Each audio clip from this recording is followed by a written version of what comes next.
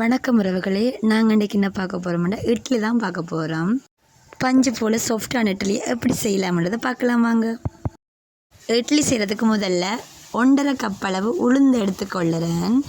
இதில் 1 கப் அளவு போடுறேன். அடுத்ததான் இன்னொரு 1/2 கப் சேர்த்துக்கொள்ள போகிறேன். 1.5 கப் உளுந்து எடுத்துக்கொள்கிறேன். அடுத்ததாக இட்லிக்கு நாங்கள் சேர்க்க போகிறது வெந்தயம். இட்லி நல்லா பஞ்சு போல் வரணும்னு சொன்னால் வெந்தயத்தில் 1 தேக்கரண்டி அளவில் நாங்கள் சேர்த்துக்கொள்ளலாம். அடுத்தது அதுக்குள்ளே நாங்கள் தண்ணியை சேர்த்துக்கொள்ள போகிறேன். தண்ணியை சேர்த்துட்டு 3 மணித்தியாலம் அளவில் ஊற விடணும். நல்லா ஊறினா தான் இட்லி நல்லா சாஃப்டாக பஞ்சு போல் வரும்.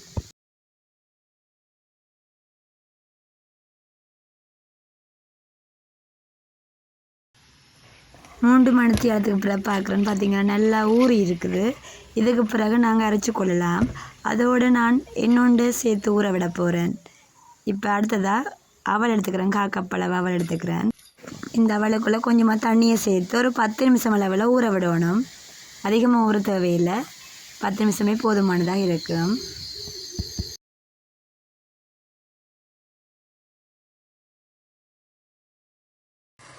இப்போ மிக்சி கப்புக்குள்ளே நனைய விட்ட உளுந்த வடித்து எடுத்து போட்டுக்கொள்கிறேன்.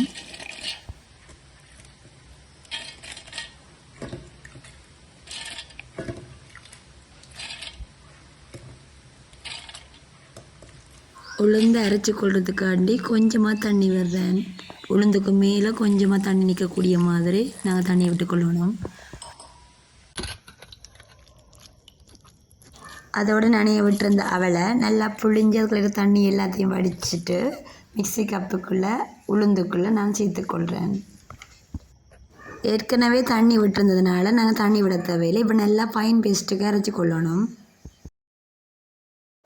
அரைச்ச கலவையை இன்னொரு பாத்திரத்துக்கு மாற்றிக்கொள்கிறேன்.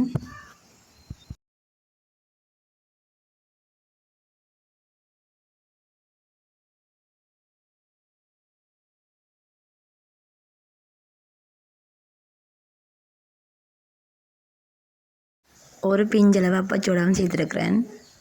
இட்லி நல்லா பஞ்சு போல் வரணுமெண்டா இப்போ நான் சேர்க்குறேன். ரவை சேர்க்குறேன். ரவை நல்லா அவிச்சு போட்டு சேர்க்கணும். நல்லா அவிச்சா தான் நல்லா சாஃப்டாக வரும். அதில் இன்னும் 1.5 கப் அளவு ரவையை சேர்த்துக்கொள்கிறேன். உளுந்து 1.5 கப் எடுத்துக்கிறேன். அதே அளவு ரவையும் சேர்த்துக்கொள்கிறேன். ரெண்டும் சமனை எடுத்தால் நல்ல டேஸ்ட்டாக வரும். அதுக்காக சேர்த்துக்கொள்கிறேன். இப்போ எல்லாத்தையும் நாங்கள் மிக்ஸ் பண்ணி கொள்ளுவோம்.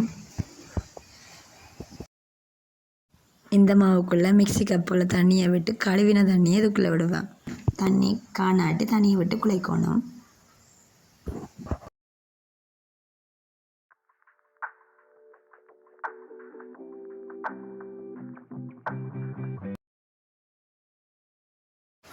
கொஞ்சம் கொஞ்சமாக தண்ணியை விட்டு தோசை பதத்துக்கு இல்லை, அதை விட கொஞ்சம் இறுக்கமாக இந்த மாவை குழைச்சி வைக்கணும். இப்போ இந்தளவு பதம் ஓகே. இதுக்கு அங்கால நாங்கள் தண்ணி விட தேவையில்லை. இந்த மாவை இரவு குழைச்சி வச்சா காலையில் இட்லியாக வச்சு கொள்ளலாம். இல்லாட்டி காலையில் குழைச்சி வச்சோம்னு சொன்னால் இரவு நாங்கள் இட்லியாக வச்சு கொள்ளக்கூடிய மாதிரி இருக்கும். பாருங்க, வெடியை பார்க்க எப்படி இருக்குது, நல்லா பிடிச்சிருக்கு. அதுக்கு தேவையான அளவு உப்பை சேர்த்துக்கொள்ளுவோம். இட்லி மாக்கலவையை நல்லா மிக்ஸ் பண்ணிக்கொள்ளணும். உப்பை நாங்கள் சேர்த்துட்டோம். உப்பு எல்லா மாவோடையும் செய்கிறோணும். அதுக்காக நல்லா மிக்ஸ் பண்ணிக்கொள்ளுவோம்.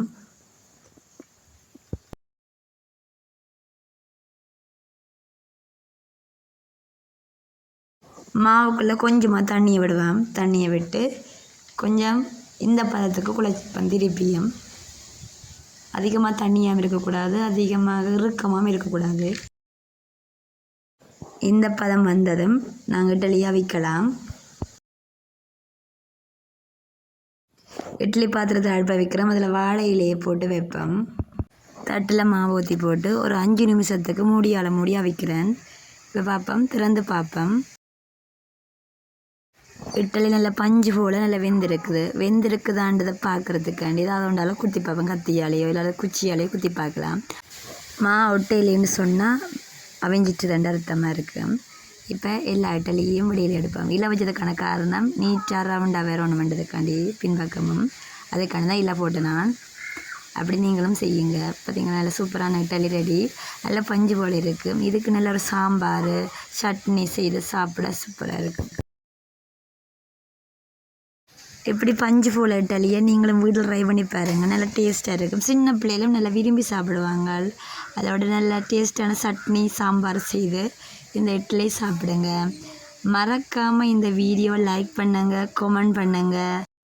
லங்கா தமிழ் சேனலுக்கு சப்போர்ட் பண்ணுங்கள். தேங்க்யூ ஃபார் வாட்சிங்.